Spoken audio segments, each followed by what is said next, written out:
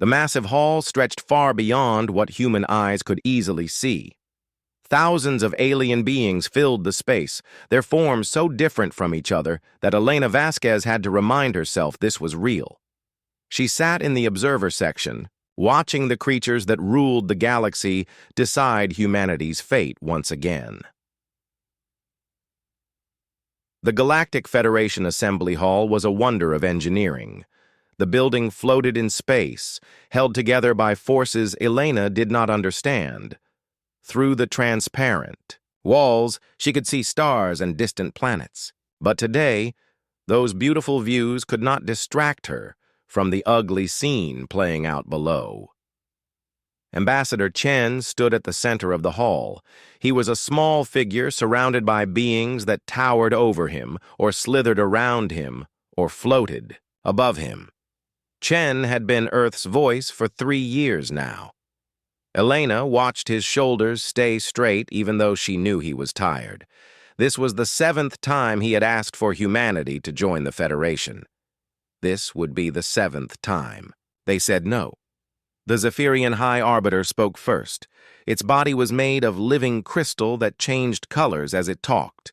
The creature stood 12 feet tall, and its voice rang like bells in the hall's translation system. "Once again the humans come before us," the Arbiter said. Its crystal body flashed bright blue, which Elena had learned meant amusement. Once, again, they asked to join civilized beings in the galaxy. And once again, we must explain why this is impossible. Other aliens in the hall made sounds that the translation system turned into laughter. Elena's hands tightened on the arms of her chair. She wore the dark blue uniform of the Earth Defense Corps, and she was proud of it. But here, surrounded by beings who could travel between stars like humans traveled between cities, her uniform felt like a child's costume. Ambassador Chen stepped forward. "Honored beings," he said, "humanity has made great progress since our last request. We have built new cities. We have solved hunger in 12 countries. We have created art and music that brings joy to millions. We have—" "Art?" interrupted a Vorthan delegate. The Vorthan looked like a tall, gray human, but Elena knew its head contained a brain 3 times larger than any human's. Worse, it could read thoughts. "Your art is chaos. Random colors thrown on surfaces, sounds that follow no mathematical rules, words arranged in patterns that mean nothing logical."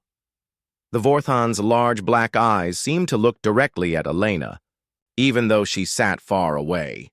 "Your music especially confuses us. Why do you create sounds that make you sad? Why do you enjoy sadness? This is not the behavior of an advanced species." More laughter filled the hall. Elena had heard these complaints before, but they still stung. Humans did make sad music. They did create art that did not follow rules. They did write poems that meant different things to different people.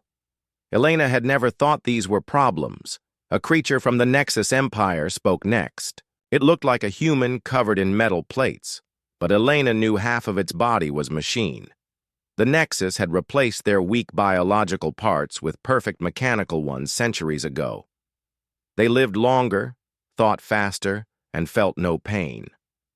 They also thought humans were disgusting for keeping their original bodies. "The human request is particularly amusing this cycle," the Nexus delegate said. Its voice was perfectly even, with no emotion at all. "They claim to have advanced, but their technology remains primitive.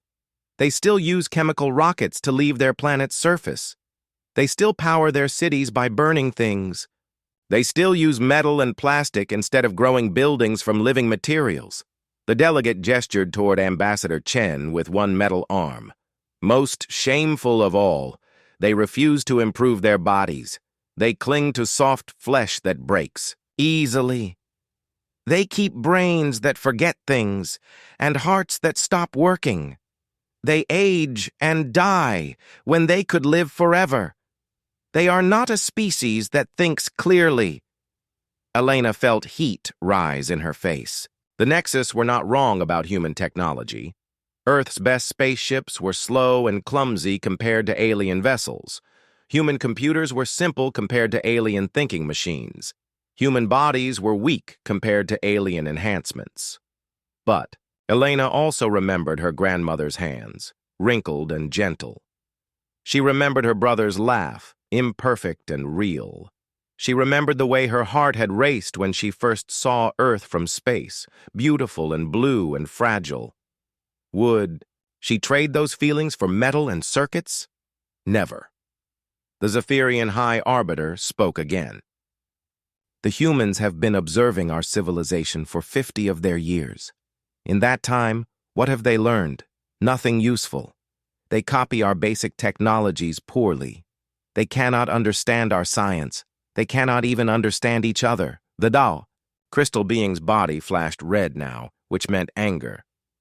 They fight wars among themselves over invisible differences. They destroy their planet's environment while living on it. They create weapons designed to kill other humans. They are barely evolved animals who learn to use tools. Elena's hand moved to the communication device hidden in her uniform pocket. It was small and smooth, no bigger than her thumb. Dr. Marcus Webb had given it to her before she left Earth. "Use this only if they reject us again," he had told her. "Use it only when you are sure they will never accept us as we are." Ambassador Chen tried to speak again. "Honored beings, humans may be different from you, but we have qualities that could benefit the Federation. We adapt quickly to new situations. We solve problems in unexpected ways. We never give up when things become difficult. You survive. Like insects survive," interrupted another Vorthan. "You breed quickly and spread everywhere and eat everything. Survival is not the same as civilization. Cockroaches survive. Viruses survive. We do not invite them to join the Federation." The hall erupted in what Elena was sure would have been laughter if the translation system had been turned off. She had heard alien laughter before in its natural form. It sounded like breaking glass, or grinding metal, or screaming wind. The translation system tried to make it sound friendly, but Elena heard the truth underneath. The High Arbiter raised one, crystal arm for silence. The hall became quiet instantly. "We will now vote on the human petition for Federation membership," it announced. "All those in favor of accepting humanity as a member species." Elena held her breath. She knew what would happen, but she hoped anyway. Humans were good at hoping for impossible things. No one voted yes. Not a single alien delegate raised an arm or tentacle or manipulator. The silence stretched out like a knife cutting Elena's heart. All those opposed to accepting humanity as a member species. The hall filled with raised appendages. Thousands of aliens voted against humanity. Elena stopped counting after the first few seconds. It was not close. It was not even a real contest. "The motion fails," the High Arbiter declared. "Humanity remains unqualified for Federation membership. Perhaps in another 50 years, they will have evolved enough to try again. Though we doubt it." The crystal being turned toward Ambassador Chen. Its body flashed a mixture of blue and yellow now, which Elena had learned meant pity mixed with amusement. "Human delegate, your species suffers from a fundamental flaw. You cannot think logically. You make decisions based on emotions instead of facts. You value things that have no practical use. You waste time on activities that do not improve your survival chances." The High Arbiter paused, and Elena could hear the contempt in its translated voice. "Most importantly, you refuse to change. Every other species in the galaxy has improved itself over time. We have eliminated our weaknesses and enhanced our strengths. But humans cling to their imperfections as if they were treasures. You cannot join advanced civilization until you abandon your primitive ways." Ambassador Chen's shoulders sagged slightly. Elena saw him take a deep breath before speaking. "Thank you for your consideration," he said. His voice stayed steady, but Elena heard the pain underneath. "Humanity will continue to grow and learn. Perhaps our paths will cross again under better circumstances." Perhaps, the High Arbiter said, but its tone suggested it thought this was unlikely. This session is concluded. The aliens began to leave the hall. Some walked on legs, some floated. Through the air, some slithered across the floor. None of them looked at Ambassador Chen as they passed. To them, he was already forgotten. Humanity was already forgotten. Elena waited until most of the aliens had left before standing up. Her legs felt shaky and her chest hurt. She had known this would happen, but knowing had not made it easier. She made her way down to the floor where Ambassador Chen waited. "I'm sorry," she told him when she reached his side. Chen smiled sadly. "So am I, Commander. But we had to try. Earth deserves to know we tried everything." Elena nodded. Then she pulled the small communication device from her pocket. It felt warm against her fingers. She looked at the few remaining aliens in the hall, still laughing and talking about humanity's failure. She thought about all the years of insults and rejection. She thought about Earth, small and blue and alone. "Did we try everything?" she asked Chen. The ambassador looked confused. "What do you mean?" Elena pressed the activation button on the device. It made no sound, but a tiny light flashed green once. Somewhere in space, the signal was traveling faster than light toward Earth, toward Dr. Webb and his secret project, toward the thing humanity had built while the galaxy laughed at them. "Now we have," Elena said quietly. The device finished sending its message and went dark. Elena put it back in her pocket and followed Ambassador Chen toward their small human shuttle. Behind them, the Galactic Federation continued its meeting, discussing important matters of advanced civilization. None of them noticed the small ship that appeared briefly at the edge of their sensors before vanishing again. None of them saw the message that had been sent. None of them knew that humanity had been preparing for this day for 3 long years. In the depths of space, something ancient and patient began to move. The galaxy's laughter would not last much longer. 3 years earlier, Dr. Marcus Webb stood in a room that did not officially exist. The laboratory was buried 2 miles beneath Cheyenne Mountain in Colorado. No government records mentioned its construction. No budget included its funding. No map showed its location. Only 12 people on Earth knew it was there. Webb was a thin man with gray hair and tired eyes. He had spent 30 years studying the human brain, but the last 3 years had changed everything he thought he knew. The discovery that brought him to this secret place had started with a simple question. Why were humans so different from every other intelligent species in the galaxy? "Dr. Webb, the morning briefing is ready," said Dr. Sarah Kim. She was his chief researcher, a woman whose brilliant mind hid behind a quiet manner. Kim had been the first to understand what they had found. She had also been the first to realize how dangerous it could be. Webb followed Kim through corridors lined with equipment that cost more than most countries' entire science budgets. They passed laboratories where other scientists worked on projects that would have won Nobel Prizes if anyone outside the mountain knew about them. But none of those projects mattered compared to the main work happening here. They entered a conference room where the other members of Project Lazarus waited. Webb looked at their faces and saw the same mixture of excitement and fear he felt every day. They were building something that could save humanity or destroy it. Sometimes Webb was not sure which outcome was more likely. "Begin the briefing," Webb said as he sat down. Dr. Kim activated a holographic display that showed an image of the human brain. But this was not like any brain scan Webb had seen in his earlier career. This image showed activity patterns that seemed to move and dance in ways that should have been impossible. "As we know," Kim began, "every intelligent species we have encountered thinks in predictable patterns. Zephyrian consciousness operates like a crystal resonance system. Vorthan minds work as collective processing networks. Nexus Empire thoughts follow binary logic trees. The display changed to show alien brain patterns. These were neat and ordered. They looked like the diagrams Webb remembered from textbooks with clear pathways and logical connections. Human consciousness is completely different, Kim continued. The display returned to human brain patterns, and Webb felt the same amazement he had experienced when they first discovered this. Human thoughts looked like storms. They twisted and turned and connected in ways that made no sense, but somehow worked perfectly. Dr. James Chen, Sarah's father, and the man who would later become Earth's ambassador, raised his hand. At this time, he was still just a linguist trying to understand alien communication.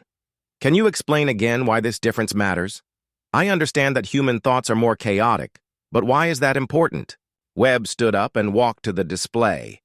He had given this explanation hundreds of times, but it still amazed him.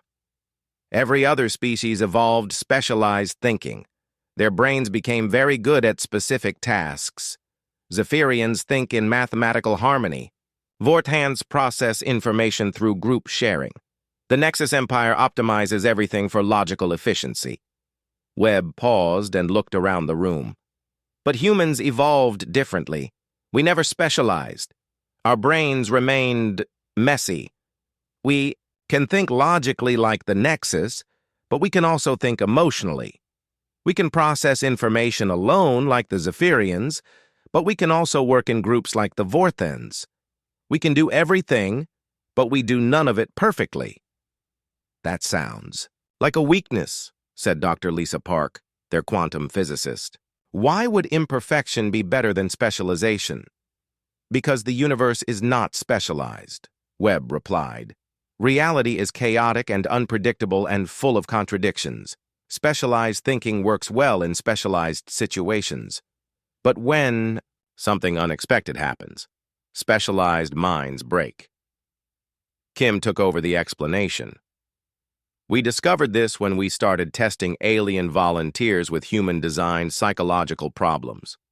Simple things, like riddles that have multiple correct answers, or puzzles that require emotional thinking. The display showed test results. Webb watched the familiar pattern play out. Alien subjects would work on human puzzles for a few minutes, then simply stop.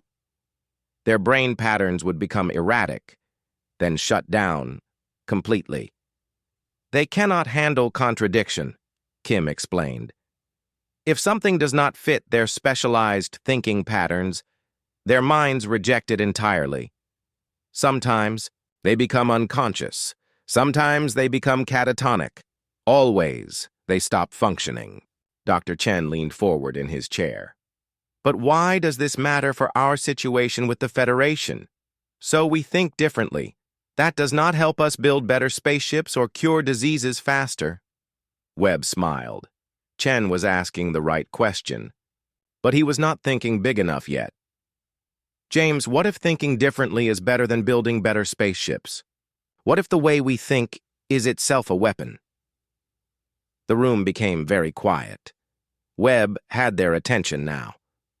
3 years ago, when the Federation first rejected our membership application, I started wondering about something. Every species in the galaxy has advanced technology, but none of them have advanced very much in the last 1,000 years. Their civilizations are stable but stagnant. They do the same things in the same ways generation after generation. Webb activated another display, this, one showing galactic history. Look at the timeline. 1,000 years ago, Zephyrian technology was almost exactly what it is today. Vorthan society follows the same patterns their ancestors used. The Nexus Empire has not had a new idea in centuries.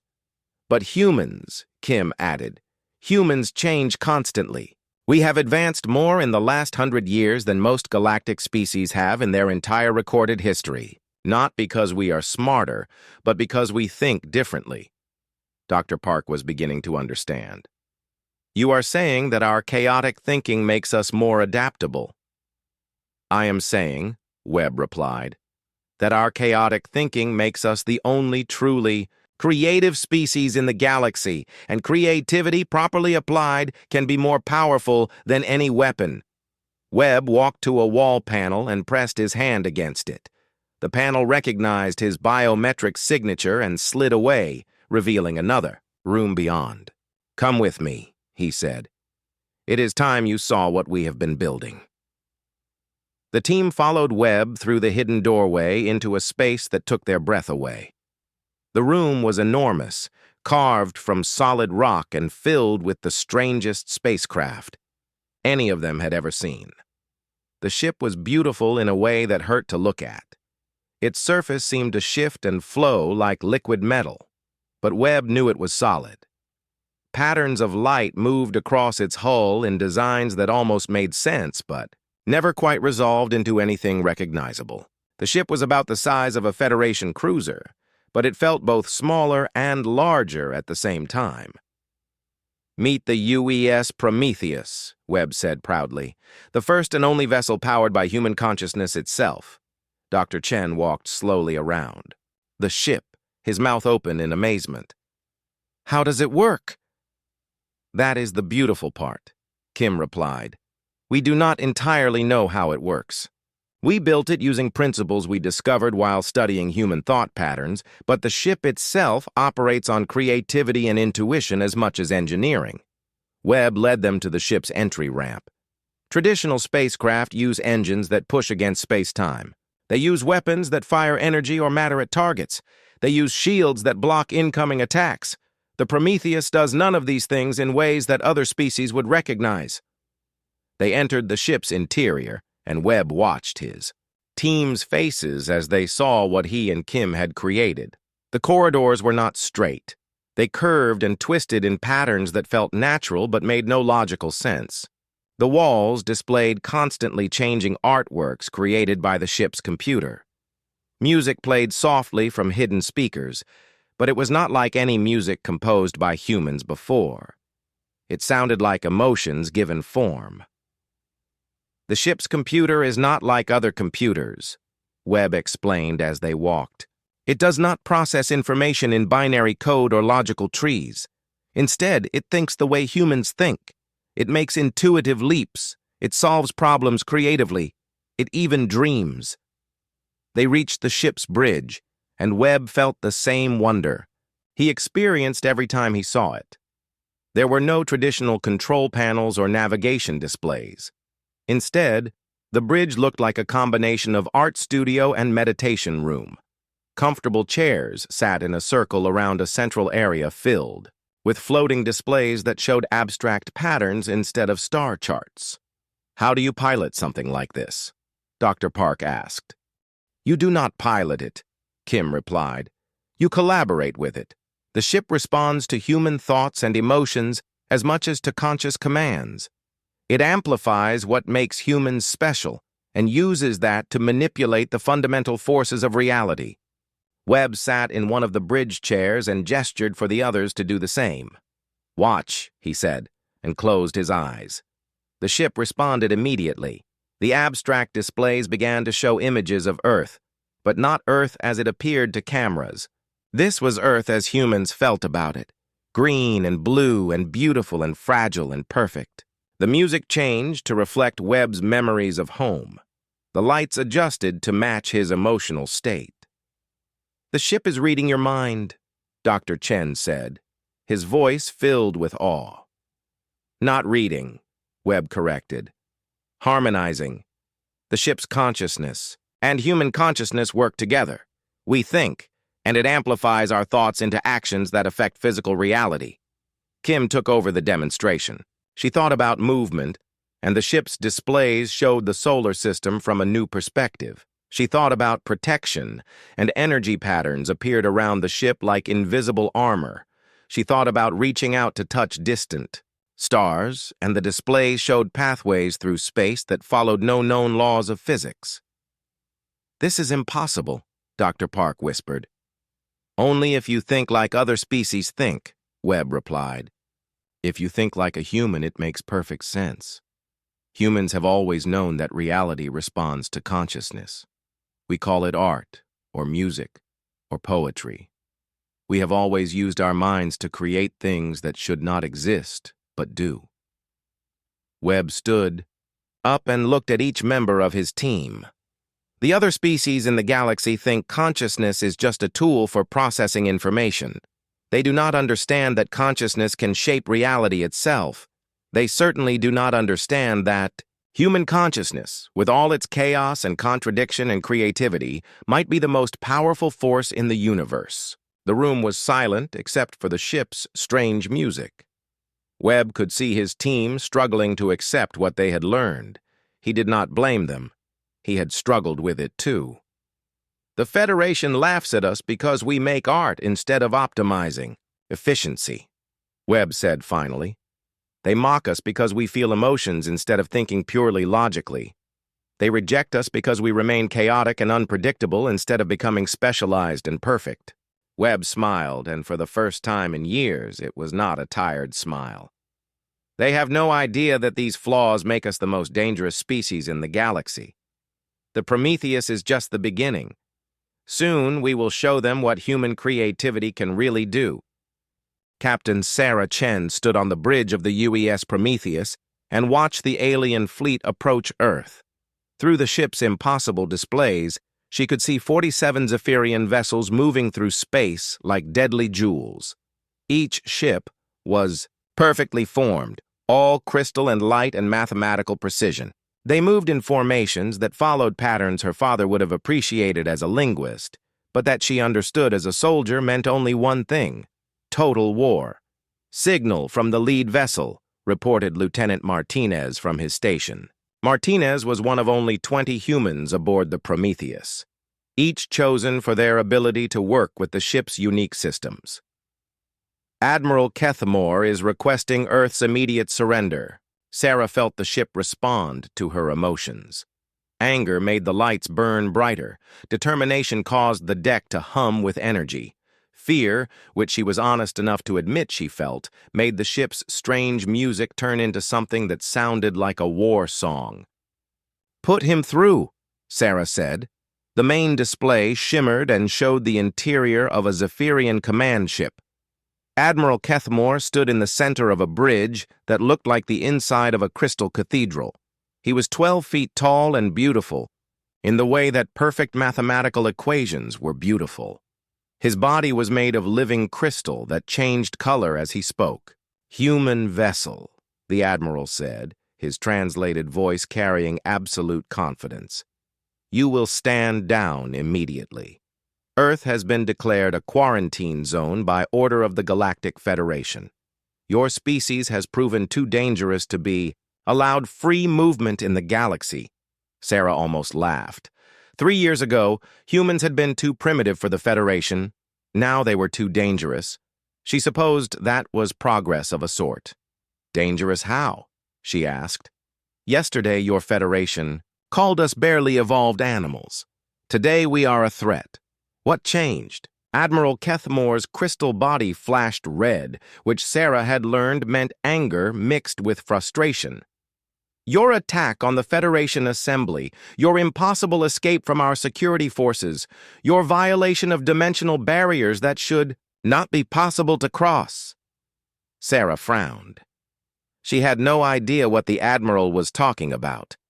The Prometheus had been hiding in Earth's solar system for weeks, waiting for Elena Vasquez's signal. They had not attacked anyone or escaped from anything. "Admiral, I think there has been a mistake. We have not left this system since—" Silence. Admiral Kethmore's body flashed brilliant white now, which Sarah suspected meant rage. "We have sensor records of your vessel appearing at the assembly station. We have evidence of your psychological attack on our delegates. 17. Vorthan representatives remain in medical treatment after experiencing your mind assault." Now Sarah was genuinely confused. The Prometheus was certainly capable of the things the Admiral described, but they had not used those capabilities yet. Dr. Webb had been very clear about that. The ship was to remain hidden until humanity was directly threatened. "Lieutenant Martinez," Sarah said quietly, "are you recording this conversation?" "Yes, Captain," Martinez replied. "And I am detecting something strange. The ship's consciousness appears to be amused." Sarah felt it too. The Prometheus was happy about something, like a child who had played a successful trick. The ship's displays began showing images that Sarah did not understand at first. Then she realized what she was seeing and almost fell out of her chair. The images showed the Federation Assembly Station from 2 days ago. She watched Elena Vasquez activate the communication device Dr. Webb had given her. She saw the signal travel through space toward Earth. But then the display showed something else. The signal had not just reached Earth. It had reached the Prometheus, still hidden in the outer solar system, and the ship had responded. Sarah watched in amazement as the display showed the Prometheus creating a copy of itself at the assembly station. Not a physical copy, but something made of pure thought and energy. The copy had appeared for less than 30 seconds, just long enough to broadcast a concentrated burst of human consciousness directly into the minds of every alien delegate present. "You clever girl," Sarah whispered to her ship. "You could not resist showing them what we are capable of." The ship's music became playful, confirming Sarah's guess. The Prometheus had acted on its own, using the communication signal as an excuse to demonstrate human psychological warfare. No wonder the Federation was terrified. Admiral Kethmore was still talking, his crystal body cycling through angry colors. "Your species will submit to immediate containment. Our scientists will study your psychological weapons until we understand how to defend against them. You will never again be permitted to leave your home system." Sarah looked around the bridge, at her crew. She saw Lieutenant Martinez at the communications station, his hands steady despite the fear in his eyes. She saw Dr. Kelly Park at the science station, Dr. Lisa Park's daughter, chosen for the crew because she had inherited her mother's brilliant mind. She saw Commander Rodriguez at the tactical station, a man who had volunteered for this mission, knowing he might never see home again. They were all looking at her, waiting for her decision. Sarah felt the weight of humanity's future pressing down on her shoulders. Everything depended on what happened in the next few minutes. "Admiral," Sarah said finally, "I need you to understand something about humans. We do not surrender. Ever. Even when we probably should." Admiral Kethamore's body flashed blue, which Sarah interpreted as confusion. "Captain, you have one vessel. We have 47. Your ship shows no weapons on our sensors. Our ships carry plasma cannons that can destroy planets. This is not a battle you can win." Sarah smiled. "That is what makes us human, Admiral. We fight battles we cannot win. We fight them because someone has to. We fight them because the alternative is living on our knees." She turned to her crew. "All stations prepare for combat. Dr. Park, begin charging the Pandora array. Commander Rodriguez, ready all defensive systems. Lieutenant Martinez, send a message to Earth.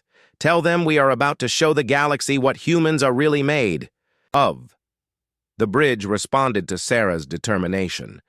The lights became brighter and steadier. The ship's music changed into something that sounded like a symphony written for a war between gods. The deck beneath their feet thrummed with power that came from somewhere deeper than engines. "Admiral Kethmore," Sarah said, looking directly into the alien's large crystal eyes, "you made one critical mistake when you came here. You assumed that superior technology automatically means victory. But humans learned long ago that wars are not won by the side with the best weapons. They are won by the side that refuses to quit." Admiral Kethmore's body flashed colors that Sarah had never seen before. "Human, you are insane. We offer you the chance to live as prisoners instead of dying as heroes. Take it." "Counteroffer," Sarah replied. "Turn your ships around and leave this system. Go back to the Federation and tell them that humanity is officially declining their quarantine. Tell them that if they want to contain us, they are welcome to try. But warn them that we bite back." The Admiral's crystal form pulsed with what Sarah assumed was fury. "You have 30 seconds to reconsider. After that, we will demonstrate why primitive species do not threaten advanced civilizations." Sarah looked at the tactical display showing the Zephyrian fleet. 47 ships against 1. In any reasonable universe, this would not even be a fight. But Sarah had spent 3 years learning that the Prometheus existed in a universe where reason was only one of many possible approaches to reality. "Dr. Park," Sarah said, "what is the status of the Pandora array?" "Fully charged, Captain," Dr. Park replied. Her voice was calm, but Sarah could hear the excitement underneath. "The ship is ready to demonstrate what human consciousness can do when properly motivated." "Commander Rodriguez, defensive systems?" "All systems show green, Captain, though I should mention that our defensive systems do not work the way anyone would expect them to." Sarah nodded.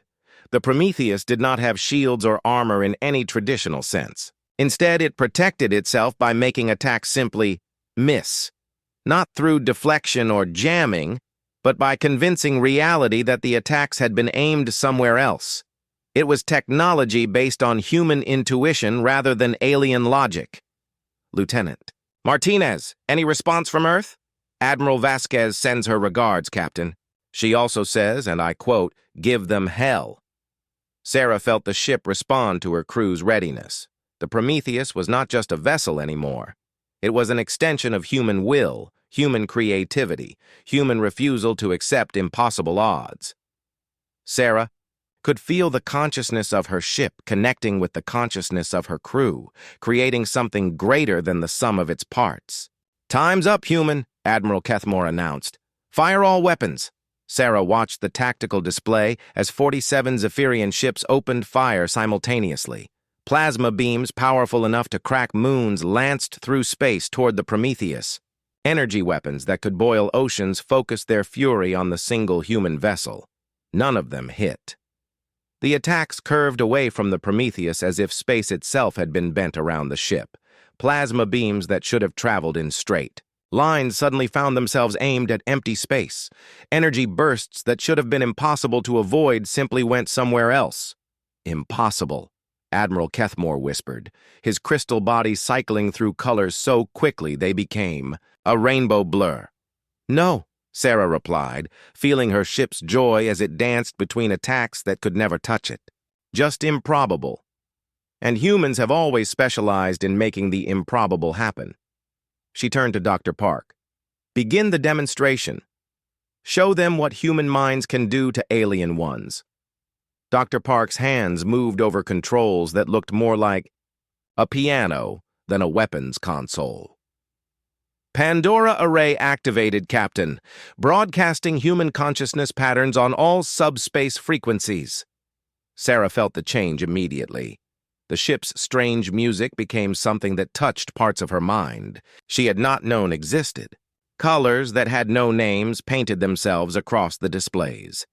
The ship began to sing with the voice of humanity itself, and in the enemy fleet, 47 perfect crystal minds began to experience something they had never felt before: the raid, beautiful, terrible chaos of human thought. Admiral Kethmore's scream, when it came, was translated into a sound like breaking glass mixed with distant thunder. On his ship and all the others, crystal beings who had lived for centuries in perfect mathematical harmony suddenly found their minds filled with human dreams, human fears, human hopes, and human contradictions. The war had begun. And for the first time in galactic history, the superior technology was losing. The Pandora array unleashed humanity upon the galaxy, and the galaxy had never experienced anything like it. Captain Sarah Chen watched her tactical displays as the Zephyrian fleet began to fall apart. Not their ships. Those remained perfectly functional, their crystal hulls unmarked by any physical weapon. Instead, it was their minds that shattered like glass dropped on concrete. "Dr. Park, what exactly are we broadcasting?" Sarah asked, though she could feel the answer in her bones. The ship was singing with the voice of every human who had ever lived, and that song was chaos given form. "Everything, Captain," Dr. Park replied, her hands dancing over controls that responded to thought as much as touch. "Every human emotion, Every human memory, every human dream and nightmare and contradiction. 3 million years of human consciousness compressed into a subspace transmission. On the main display, Admiral Kethmore's crystal body was no longer cycling through colors in orderly patterns. Instead, it flickered and strobed like a broken light. His crew moved erratically around their bridge, some falling to the ground, others staring at their hands as if they had never seen them before. "Status report," Sarah ordered. Lieutenant Martinez struggled to read his instruments through displays that kept shifting to show human artwork instead of tactical data. 17 Zephyrian ships have gone completely dark, Captain. No weapons fire, no communication, no movement. The remaining ships are firing randomly at empty space. Sarah felt a surge of something that was not quite satisfaction. The Prometheus had not destroyed those ships. It had simply shown their crews what it felt like to be human, and their specialized crystal minds could not process the experience. "Incoming transmission from the Zephyrian flagship," Martinez reported. "Put it through." Admiral Kethmore appeared on screen, but he was barely recognizable. His crystal body flickered between dozens of colors every second. When he spoke, his voice was broken and strange. "Stop," he whispered. "Please, we do not understand. How do you live with such chaos in your minds? How do you think when every thought contradicts itself? How do you feel joy and sadness at the same time?" Sarah felt the ship's consciousness brush against her mind, sharing what it was broadcasting to the alien fleet. For a moment, she experienced human thought from an outside perspective and nearly fell out of her chair.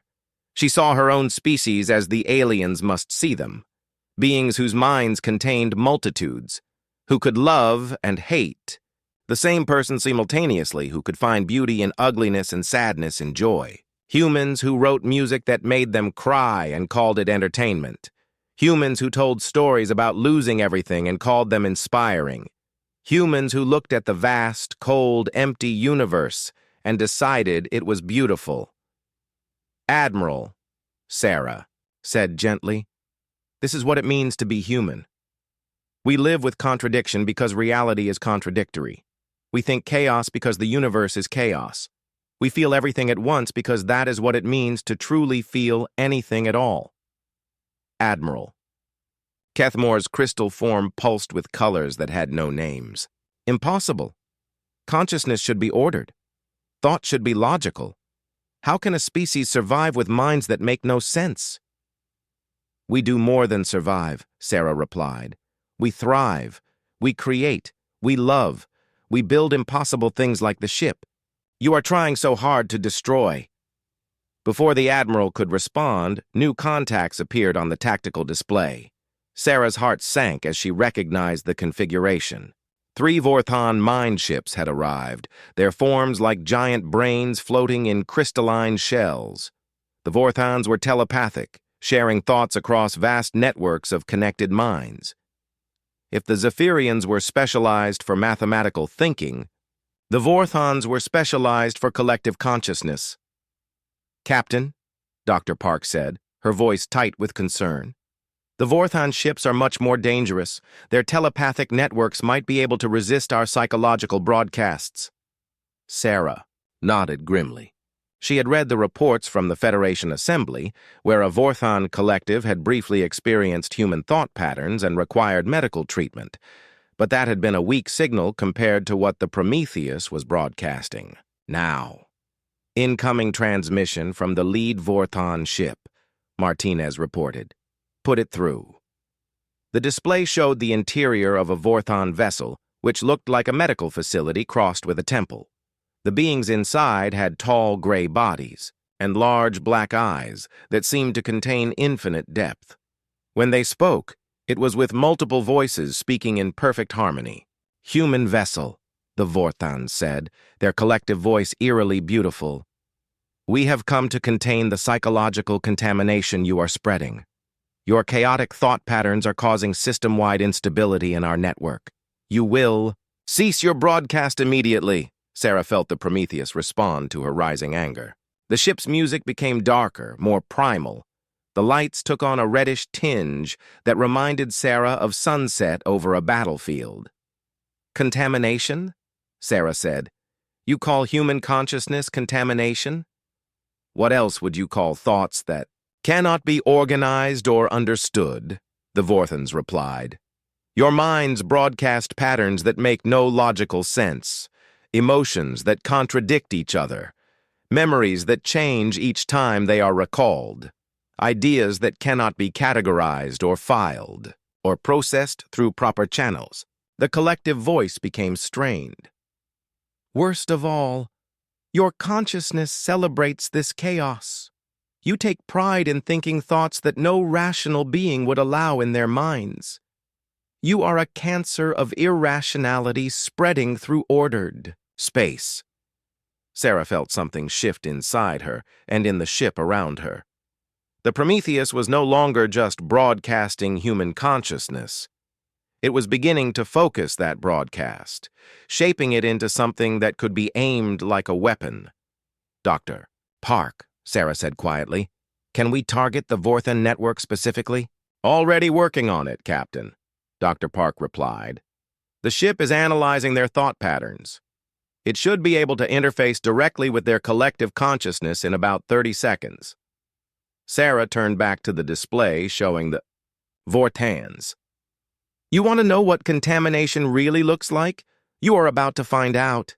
She gestured to Dr. Park, who pressed a control that looked like a key on an impossible piano. The ship's music changed, becoming something that sounded like all of humanity singing at once. The effect on the Vorthans was immediate and devastating. Their collective consciousness, which had linked millions of minds across hundreds of worlds, suddenly found itself connected to something it could not understand or process. Human thoughts flooded into their network like water bursting through a broken dam. On the screen, Sarah watched as the Vorthan speakers began to shake.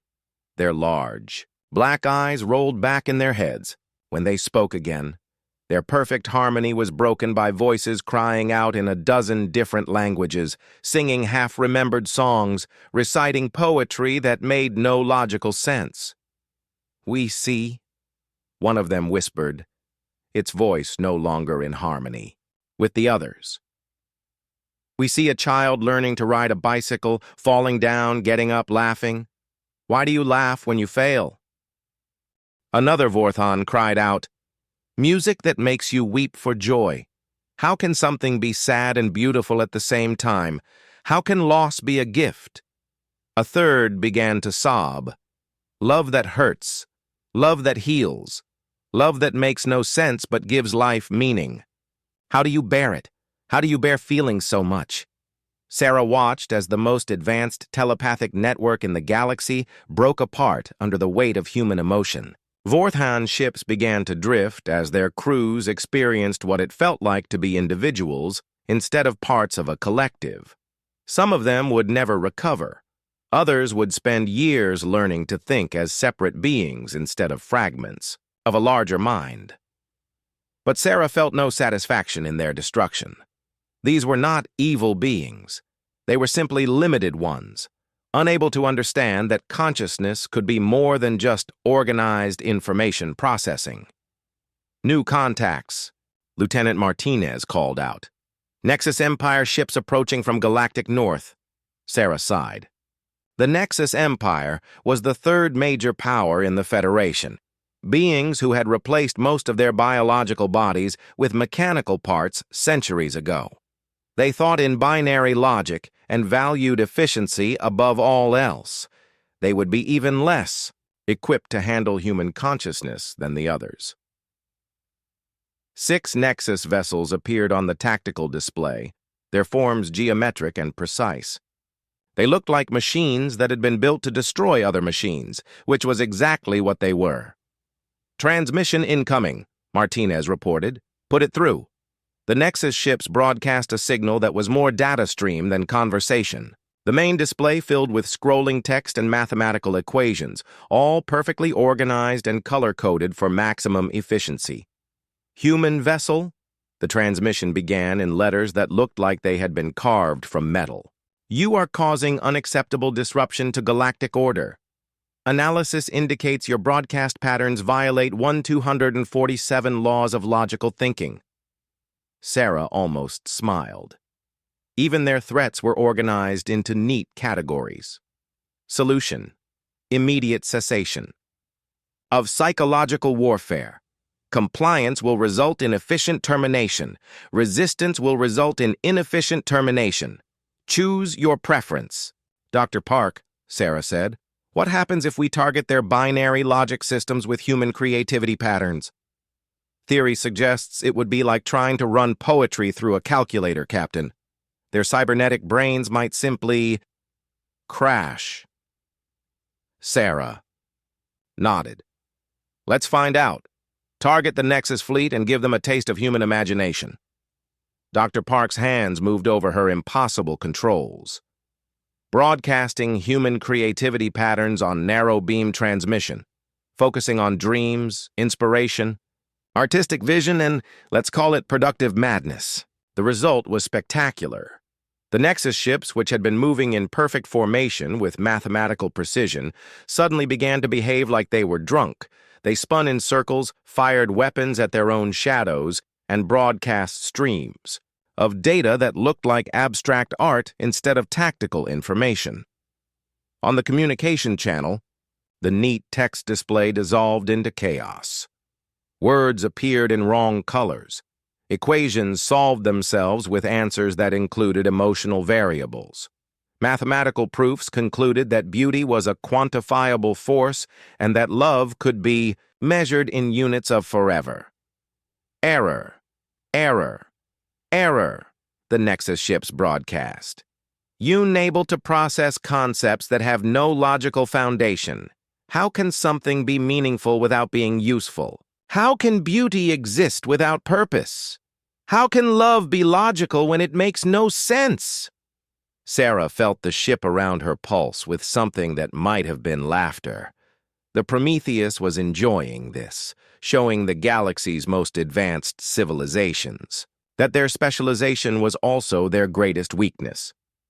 Captain, Lieutenant Martinez said, his voice filled with awe, long-range sensors show additional Federation ships approaching from multiple vectors. It looks like they are mobilizing everything they have. Sarah looked at the tactical display, which now showed dozens of new contacts heading toward Earth.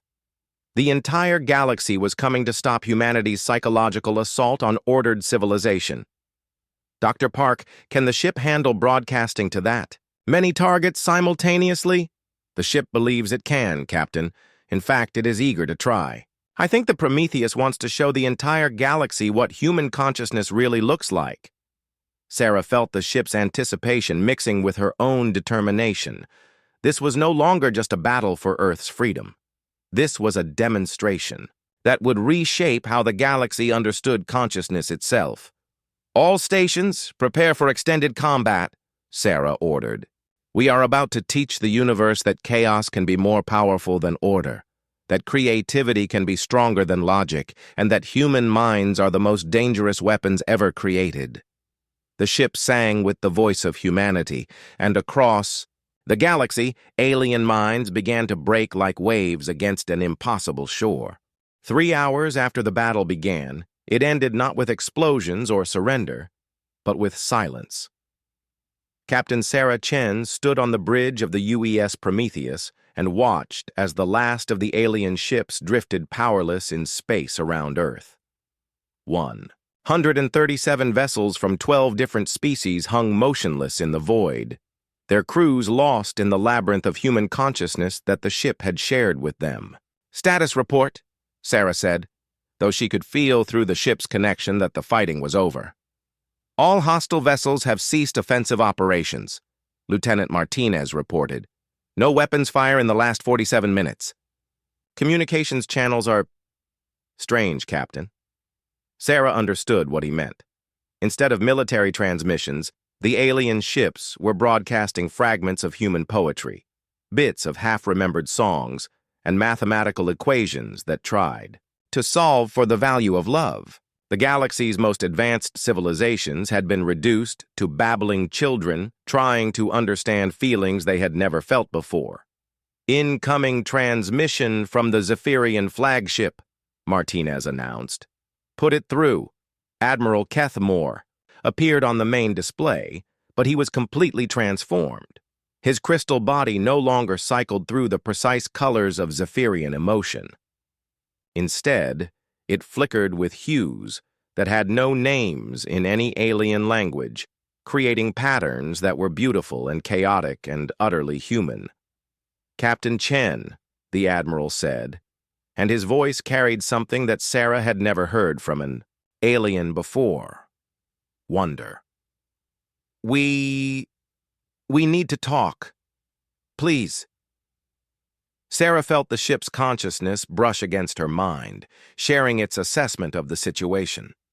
The Prometheus was no longer broadcasting its psychological assault. The battle was won, but something more important had begun. "Agreed, Admiral," Sarah replied. "Would you like to come aboard?" Admiral Kethmore's crystal form pulsed with what Sarah now recognized as hope mixed with fear. "Is it safe? Your ship? It thinks in ways we do not understand." "That is exactly why you should come," Sarah said. "It is time you learned what thinking feels like when you stop trying to make it safe." An hour later, Sarah stood in the Prometheus's main conference room and watched as representatives from every major galactic civilization materialized in transporter beams. The room had prepared itself for the meeting, and Sarah was amazed by what it had created. The space looked like a combination of art gallery, library, and garden. The walls displayed paintings that changed as you watched them, showing scenes from human history, human dreams, and human futures that might never come to pass. Shelves lined with books that contained every story humanity had ever told stretched toward a ceiling that showed the night sky from Earth. In the center of the room, a circular table grew from the floor like a living tree, with chairs that adjusted themselves to accommodate beings of different sizes and shapes. Admiral Kethmore entered first, his crystal body still flickering with impossible colors. Behind him came 3 Vorthan delegates, their large black eyes filled with tears they had never learned to shed. A Nexus Empire representative followed, its mechanical body sparking occasionally as its cybernetic brain tried to process concepts that had no place in binary logic. But it was the last arrival that surprised Sarah the most. Through the doorway walked a human figure she recognized from news broadcasts, Ambassador James Chen, her father. But he was not alone. Beside him walked Elena Vasquez, now wearing the insignia of an admiral, and behind them came Dr. Marcus Webb, looking older, but more alive than Sarah had ever seen him. "Dad," Sarah said, momentarily forgetting protocol. Ambassador Chen smiled, and Sarah saw pride in his eyes that made her heart skip. "Hello, Sarah. I think it is time your mother and I met your ship." Dr. Webb stepped forward, and Sarah saw him, looking around the conference room with the expression of a parent watching his child take first steps. "Prometheus," he said aloud, "thank you for protecting Earth, and thank you for showing the galaxy what we really are." The ship's response came not as words, but as music. A gentle melody that somehow conveyed gratitude, affection, and mischievous pride all at once. Admiral Kethmore approached the table hesitantly, his crystal body cycling through colors Sarah had never seen. "Dr. Webb," he said, "we need to understand. What you have done to us, what your ship has shown us, it changes everything we thought we knew about consciousness." Dr. Webb smiled and gestured for everyone to sit. The chairs adjusted themselves automatically, and Sarah noticed that her father's chair had armrests carved with scenes from Chinese mythology, while Admiral Kethmore's chair had become a crystalline sculpture that supported his unique physiology. "Perfectly." "What has the ship shown you?" Dr. Webb asked. The Zephyrian admiral struggled to find words. "Chaos," he said finally. "Beautiful, terrible chaos. Your minds, They contain contradictions that should be impossible. You feel joy and sadness at the same time. You love things that hurt you. You find meaning in experiences that serve no practical purpose. One of the Vorthan delegates spoke up, its voice no longer in perfect harmony with its companions. Our collective consciousness has been changed. For the first time in our species' history, we have experienced individual thought. The loneliness is terrible, but so is the freedom. How do you bear being so alone in your own minds? The Nexus. Representative's mechanical voice buzzed with static as it tried to speak. Error, not error. Beauty. Your art makes no logical sense, but it produces emotional responses that have value despite having no measurable purpose. How is this possible? Sarah looked around the table at beings who had ruled the galaxy for thousands of years, now sitting like students waiting to learn the most basic lessons about existence. She felt the ship's consciousness touch her mind, sharing its vast amusement at the situation. The answer is simple, Dr. Webb said. You have been thinking about consciousness wrong for your entire evolutionary history. The room became silent, except for the ship's gentle music. Every species in the galaxy has tried to optimize consciousness, Dr. Webb continued. You have made it logical, or collective, or efficient. You have eliminated the parts that seemed wasteful or chaotic or impractical. You have turned your minds into perfect tools for solving specific problems. Dr. Webb paused and looked around. The table. But consciousness is not a tool. It is not something to be optimized or perfected or made efficient. Consciousness is the universe becoming aware of itself, and the universe is not logical or efficient or perfect. The universe is wild and strange and contradictory and wonderful. Admiral Kethmore's crystal body pulsed with confusion. But how can a species survive with minds that are not optimized? How can you make good decisions when your thoughts are chaotic? We make terrible decisions all the time, Ambassador Chen said with a laugh. Humans are famous for making decisions that seem insane from the outside. We fall in love with people who break our hearts. We create art that no one understands. We explore dangerous places for no practical reason. We fight battles we cannot win. The ambassador's expression became serious. But we also do something that no other species in the galaxy has done in 1,000 years. We change, we grow, we become something new. Elena Vasquez leaned forward. Your civilizations have been stable for millennia. Same technology, same social structures, same ways of thinking. You call it advancement, but it is really stagnation. You solved the problems you were designed to solve, and then you stopped growing. Humans never stop growing, Sarah added, feeling the ship's agreement flow through her mind. We never stop changing because our minds are designed for change. The chaos you find so disturbing is what allows us to adapt to anything the universe throws at us. The Nexus representative's mechanical voice crackled.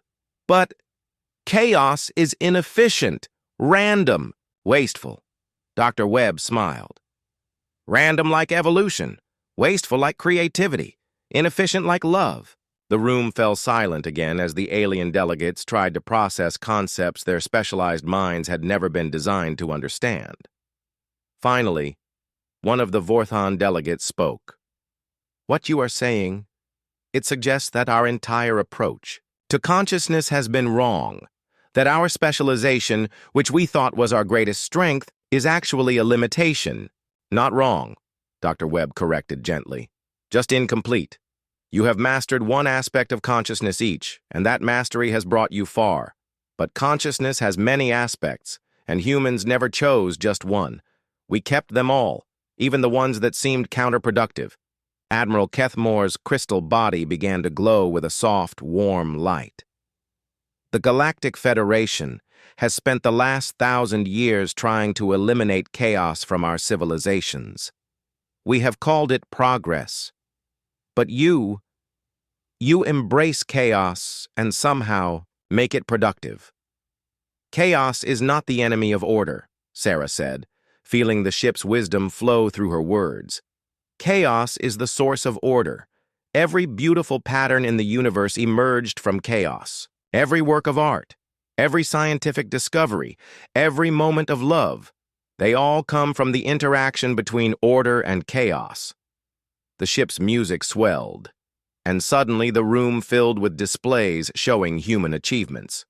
Art that captured, emotions no alien had words for, music that conveyed meaning beyond language, scientific theories that had seemed impossible until humans thought to test them. Technologies that worked not because they were logical, but because they were inspired. This is what human consciousness creates, Dr. Webb said. Not perfect solutions, but creative ones. Not optimal outcomes, but surprising ones. Not efficiency, but growth. Admiral Kethmore stood slowly, his crystal body now glowing with steady, beautiful light. Captain Chen, he said formally, on behalf of the Galactic Federation, I formally request that humanity accept full membership status. Sarah felt the ship's joy surround her, like music made visible. Admiral, she replied, I am not authorized to accept on behalf of all humanity, but I can tell you that we will consider it.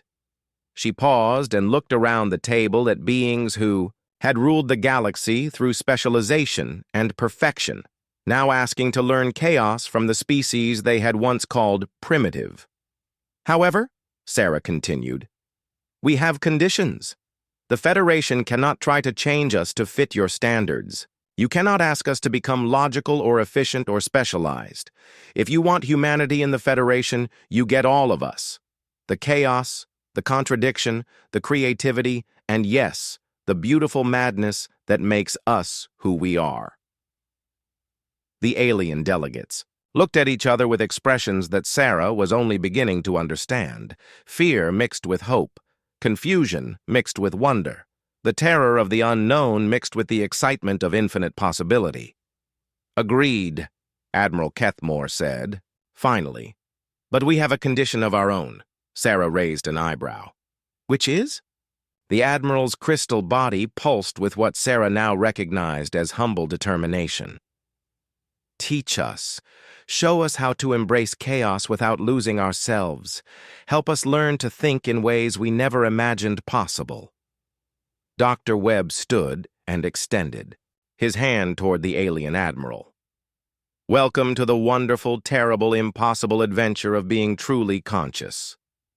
Admiral Kethmore reached out with one crystal appendage and touched Dr. Webb's hand. The contact sent ripples of light through his body, patterns of beauty that had no mathematical basis but perfect emotional logic.